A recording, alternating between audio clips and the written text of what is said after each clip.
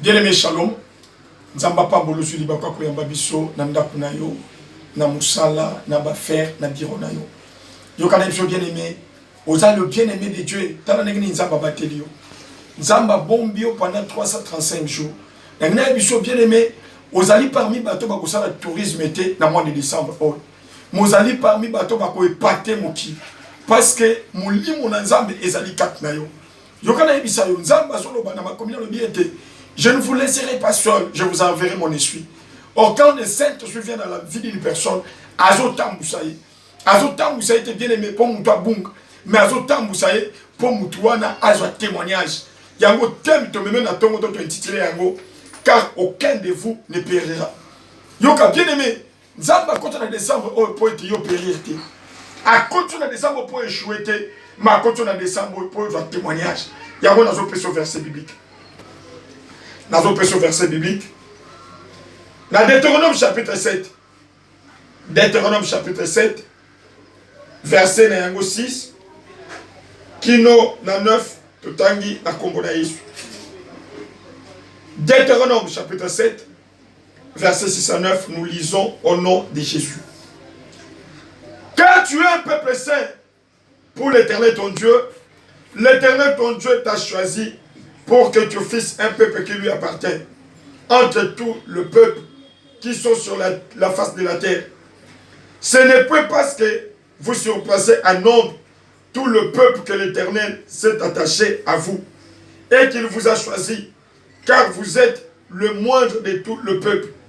Mais parce que l'Éternel vous aime, parce qu'il a voulu tenir le serment qu'il a fait à vos pères, l'Éternel vous a fait sortir par sa main puissante, vous a délivré de la maison de servitude, de la main de Pharaon, roi d'Égypte. Sache donc que c'est l'Éternel ton Dieu qui est Dieu, c'est Dieu fidèle, garde son alliance et sa miséricorde jusqu'à la 1000e génération envers ceux qu'il aime et qui observent ses commandements. Bien-aimé, yokanzamba solo bana libota naï. Alobi ete botali libota ezali esante pour nanga yizamba. Na tout mutu na na biswete oza propriété privée dans Zambé. Mutu azali propriété privée dans Zambé. Même babundisi ba kolonga eti. Ya mutu mona yesa soloba na mukanda na Jean 7:33. Alobi ete vous aurez des tribulations dans le monde, mais prenez courage car je vainc. Alobi bien aimé, pour être yo courage. Malgré makameko komela yo, bien aimé, makamone koko isayoti. Makameko komelo bien aimé, ezali pour être yo affronter yango. Je vous ai donné le pouvoir. Pouvoir encore la pression. Et ça bien aimé pour faire face à mes peuple et comme à la vie. Ce matin, vous avez dit que vous avez péririté. Vous avez fait malgré que vous avez imposé. Malgré bien aimé, Makabano Sale la yo. Vous avez fait la puissance de Dieu est avec toi. Vous avez bien aimé. N'exode 23:20. J'ai mis un âge devant toi. Et moi, je vais dans le mois de décembre. Moi, je vais bien aimé.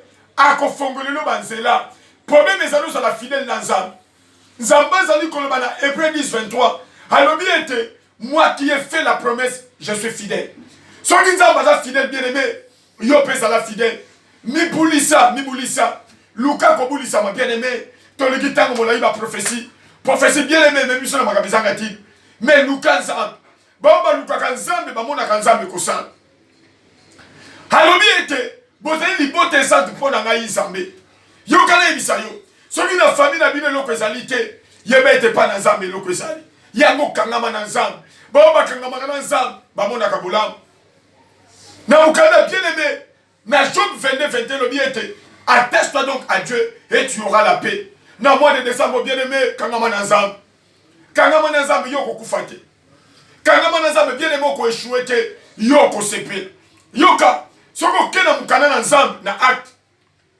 acte chapitre 27 verset 21 tozo mon apôtre Paul azo sala voyage na bakata masu mais balobi ete bakomi quelque part na katikati mbongeye batu babani kopanga mais Paul azo lo balobi ete nzambo nga na salela autre ko lo balanga moko ta ko périr et ce matin bien aimé je suis envoyé de Dieu pour na lo banayo makambo e komelio bien aimé mu pepe wana okokufa te. Okokufa te témoigner Nzambe. Alors le Dieu que je sers m'a parlé. Ce matin, bien aimé, Nzambe parle bien au banayo. Yo kokufate. Oko célébrer Nzambe. Yo kato tamen. Oko kufate oko célébrer Nzambe. Yo kanenge makomi na Nzambe lobi. Ozo banga ponani. Dieu est avec toi. Si Dieu m'a demandé de te parler parce qu'il a quelque chose, oya linga salana. Yo kanenge makomi na Nzambe lobi. On n'avait pas mangé depuis longtemps.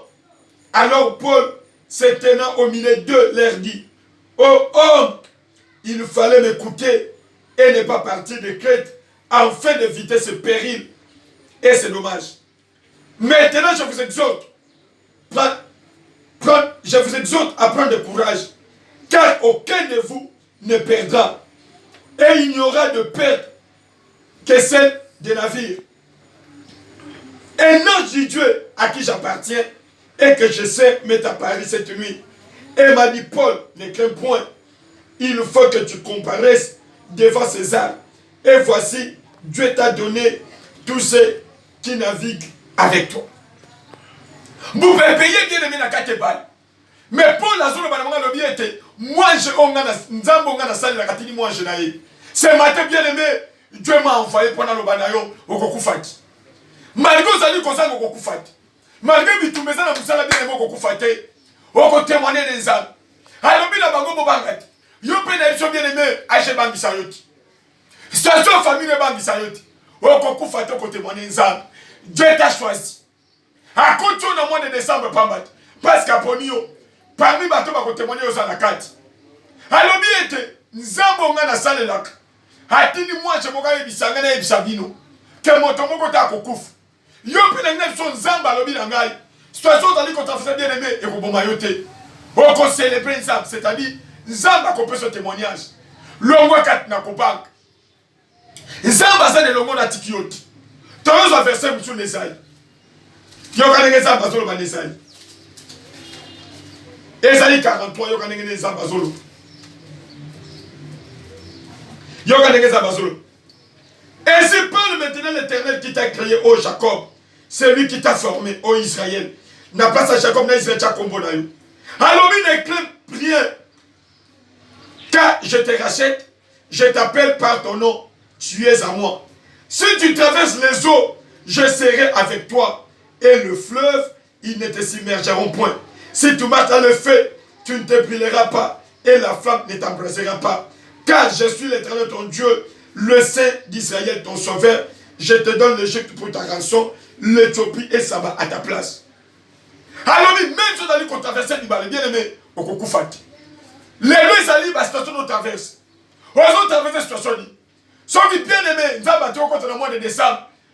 Parce qu'il y a des gens qui ont fait nazo bonde la nguya na nzambe ebi moni sama na vina yo ye o atambola ki na Paul apesa ki bango victoire nzambe wana zo tambola na yo pi apesa victoire bien aimé na bitumbo zo kutana yango na mipepo zo kutana yango na banguna bazingo bien aimé nzambe apesa victoire.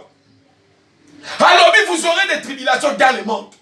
Osana no la tosa na moki makambo le kokomelo mais prenez courage car moi le Seigneur j'ai vaincu. Somi ya longa bien aimé yo pe folok. Et victoire dans un besoin tambola na yo. Yoka, toyembaka nzembo toyembaka, je suis en Dieu et Dieu est à moi. Soki yo zali kat nzambe, nzamba zali na yo bien aimé, la victoire de Dieu est certaine. Tika etenguya na nzambe bien aimé, et mi moni sama na vie na yo, ozo témoignage na kombo na Yesu. Amen. Amen.